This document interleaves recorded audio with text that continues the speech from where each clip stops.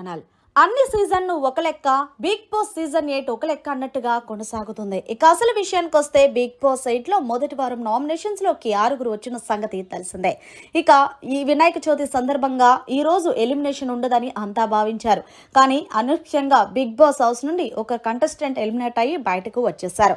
అయితే ఈ elimination process ఎవరి మధ్య జరిగింది అంటే శేఖర్ భాష, మణికంఠ అలాగే బేబా. ఇక వీళ్ళ ముగ్గురికి కూడా ఒక ఎలిమినేషన్ ప్రాసెస్ అనేది పెట్టారు. వీళ్ళ ముగ్గురికి పూరించిన శంఖాలు ఇచ్చి ఎవరైతే ఊదినప్పుడు శబ్దం వినిపిస్తుందో వాళ్ళు సేవ్ అయినట్టు, వినిపించిన వాళ్ళు అన్సేవ్ అయినట్టు నాగార్జున ప్రకటించారు.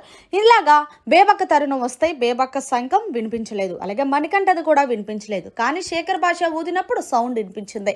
దీంతో శేఖర్ భాష సేవ్ అయ్యాడు. ఇక తర్వాత చివరిగా ఎలిమినేషన్ ప్రాసెస్ అనేది మణికంఠ, బేబక్క వీళ్ళిద్దరి మధ్య స్టార్ట్ అయ్యింది. పాపం మణికంఠ ఎలిమినేట్ అయిపోతాడని అంతా ఫిక్స్ అయిపోయి చాలా ఏడ్ చేశాడు ఇక ఎలిమినేషన్ ప్రాసెస్లో. కానీ ఆ తర్వాత అనూహ్యంగా బిగ్ బాస్ హౌస్ నుండి బేబక్క ఎలిమినేట్ అవ్వడం నిజంగా బాధాకర విషయం అనేది చెప్పాలి.